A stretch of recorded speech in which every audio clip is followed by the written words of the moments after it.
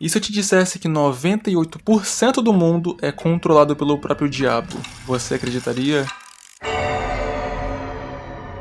Há um tempo eu me deparei com uma situação de vida ou morte que eu mal sabia como fugir. O medo tomava conta de mim a cada instante, a paranoia fazia parte da minha rotina e passei a ouvir vozes me chamando para o outro lado. Eu sempre acreditei no bem e no mal, mas aquela paralisia foi tão grande que eu realmente não sentia que algo fosse me tirar dali. E pensar que nem a minha filosofia de realização pessoal estava me salvando contra aquilo, nunca passei por algo parecido. Um momento depois, a partir do que eu costumo chamar de meu alter ego, eu consegui escapar daquela situação, adquiri riqueza, paguei minha dívida e escapei daquilo que poderia ter me puxado para baixo. Mas eu fiquei intrigado como o medo foi capaz de me debilitar a ponto de nem a minha própria filosofia de realização pessoal, a qual eu ensino para os meus alunos, nem ser capaz de me salvar. Talvez eu estivesse enganado quanto a ela, talvez ela não seja tão eficaz quanto eu pensava, talvez o medo seja a sua maior fraqueza. Bom, para desvendar esse mistério, eu decidi encarar a raiz do problema. Encarei aquele que se diz o pai do medo, da ansiedade, da angústia, da depressão e do fracasso. Decidi então encurralar o próprio diabo cara a cara e assim tentar descobrir os seus planos contra a humanidade. Essa é a história de quando eu entrevistei o próprio diabo.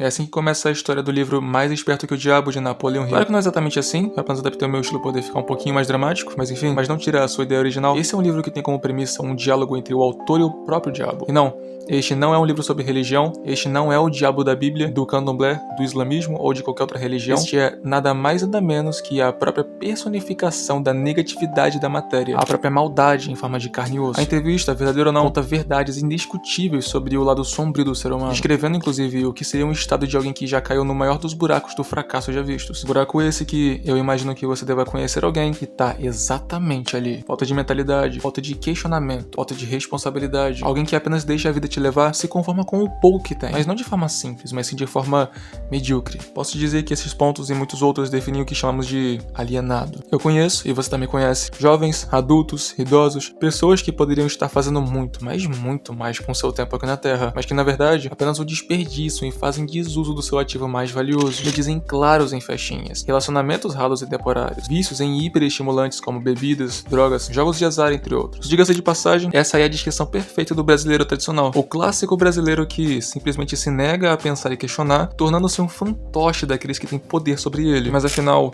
o que o diabo realmente quer?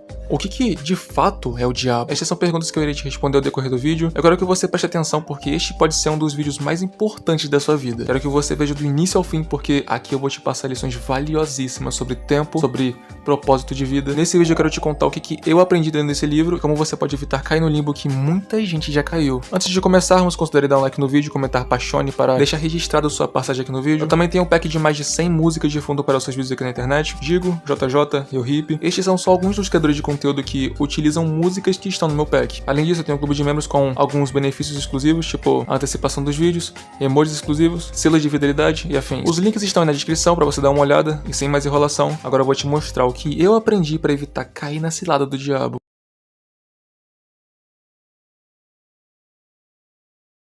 Uma das melhores formas de definir aquele que está sob controle do diabo é através de um termo chamado de alienação. A alienação é basicamente um estado do ser humano onde ele praticamente já não está mais pensando sobre si, mas sim está agindo por instinto. Como assim?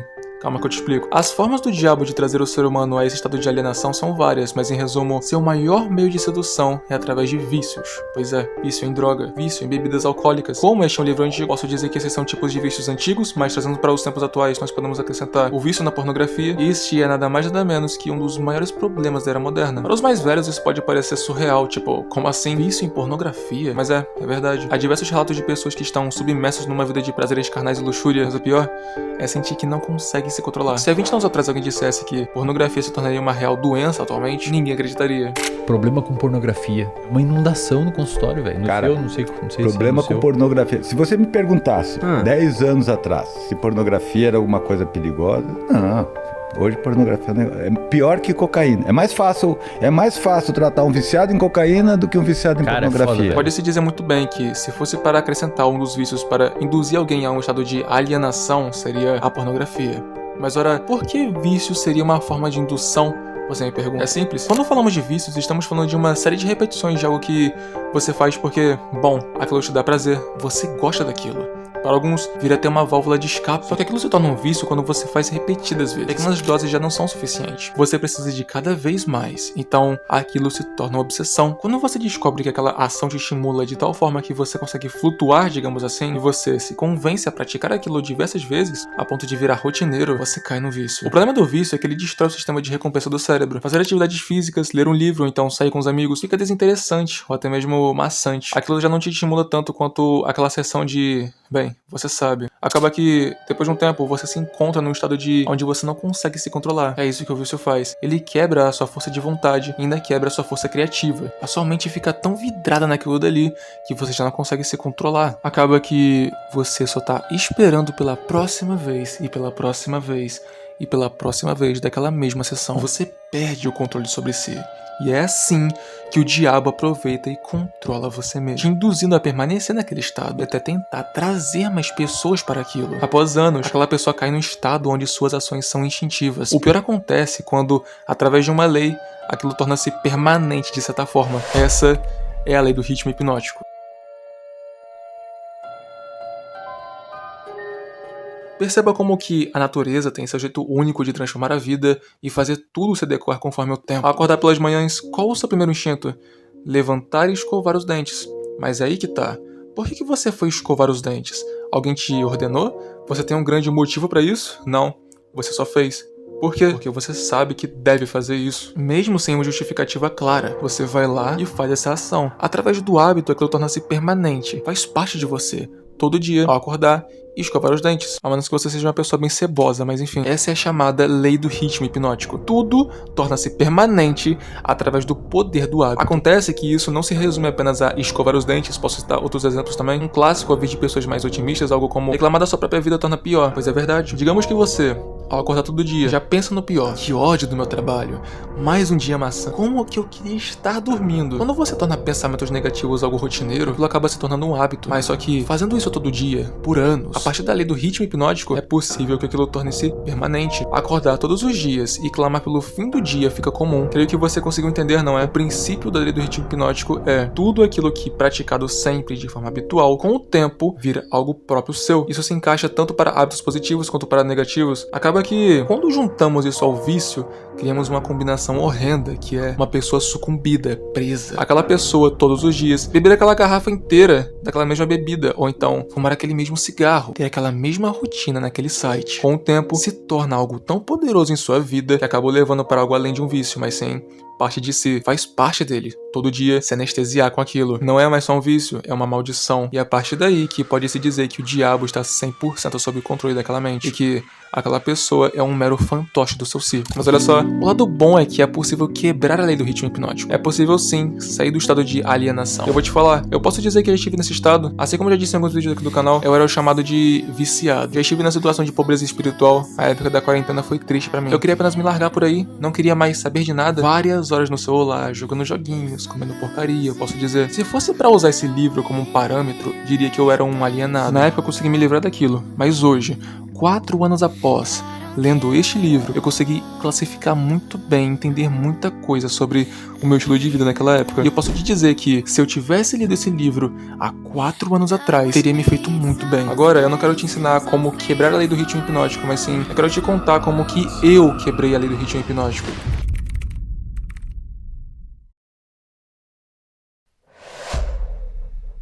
Assim como você já viu, a lei do ritmo hipnótico é que aquilo praticado diversas vezes torna-se habitual, logo, a partir desta lei, permanente a você. Após anos você fazendo aquela mesma coisa, aquele mesmo ato, aquela mesma ação, aquilo torna-se permanente. Posso dizer que me estimulou através de conteúdos na internet, como até o famoso rolamento de vídeos do TikTok, me anestesiava, e era um dos meus piores vícios. Eu lembro que eu já cheguei até a ficar mesmo, umas 5 horas diretas assim. Pois é, loucura. Como que alguém que caiu num estado de hiperestimulação tão forte poderia sair daqui? Bem, eu saí, e agora eu quero falar pra você como que você pode sair também. Primeiro de tudo, quero que você entenda, hábitos não vão embora. Nós, seres humanos, sempre fazemos alguma coisa. Não ficamos quietos.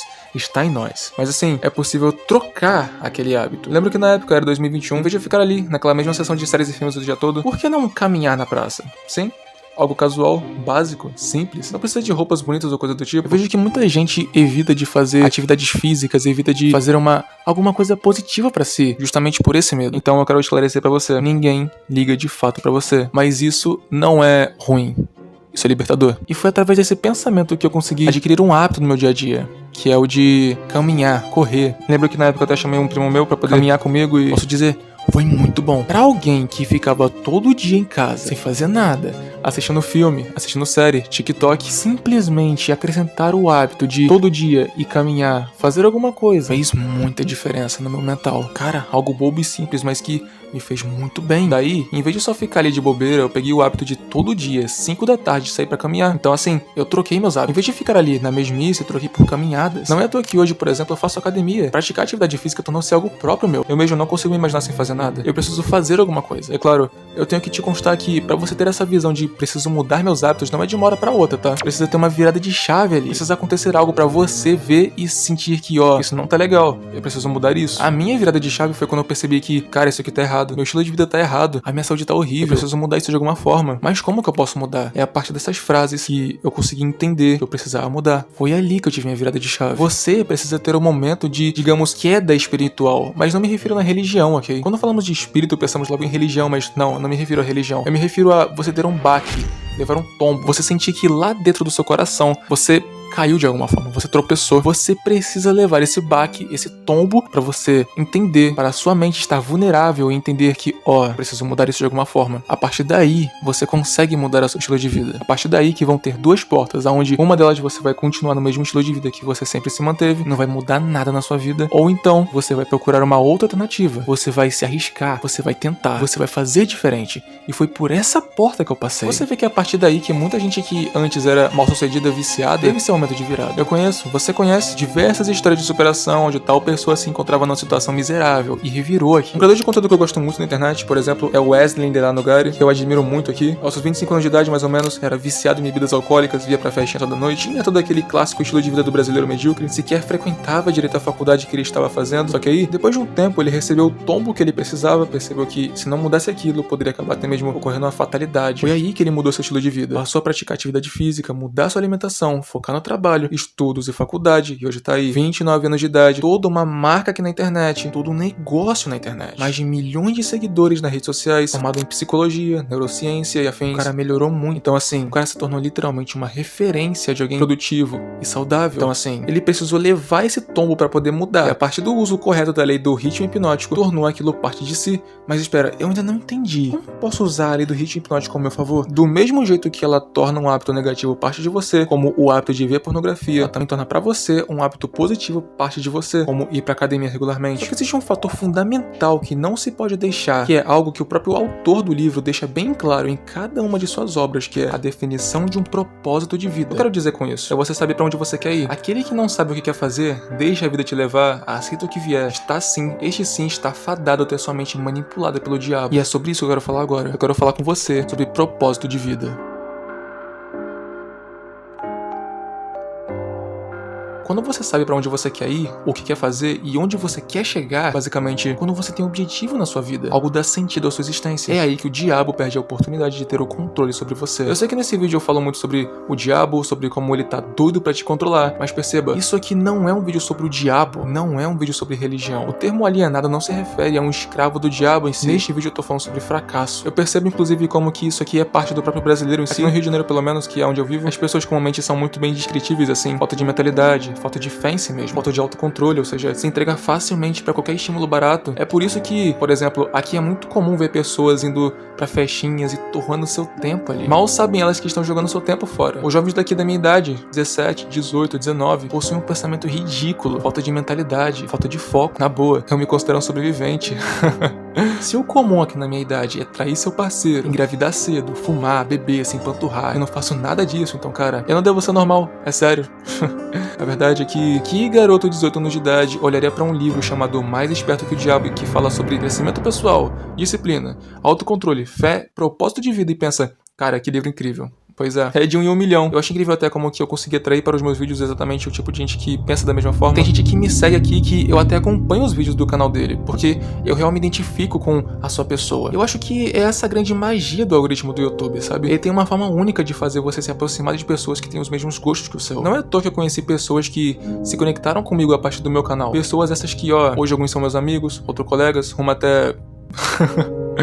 Enfim, eu acho que neste vídeo ficou claro que eu não quis apresentar pra vocês de fato o que é o livro Mais Esperto que o Diabo, como enfrentar o diabo, coisa do tipo, mas sim, eu quis te passar a ideia principal do livro, que é sobre crescimento pessoal, sonhos e propósito de vida. O diabo pode-se dizer que é o grande malfeitor e aquele que luta pelo seu regresso, mas sejamos sinceros, é muito fácil de colocar a culpa em algo externo, é muito fácil falar que a culpa do nosso fracasso não é da gente, e que a culpa é de tudo, menos naquilo que está sob o seu próprio controle. Você mesmo. É muito fácil chegar e dizer que, tudo tá assim assado porque, bom, é o diabo, só que ninguém gosta de se responsabilizar, não é mesmo? É muito mais fácil colocar a culpa em algo fora de si, que não tá no seu controle, e não em si mesmo. O que eu aprendi com esse livro é que muitas coisas ruins que enfrentamos estão sob o nosso controle. Nosso pensamento, nossas ações, tudo isso dito que é realidade pra gente, e o melhor é tudo aqui. O alienado aqui nessa história é nada mais nada menos que aquele cara que se perdeu e negligencia qualquer forma de se encontrar, apenas sucumbiu àquilo que te dá mais prazer, mas que não te dá um retorno significativo, e tem suas ações baseadas no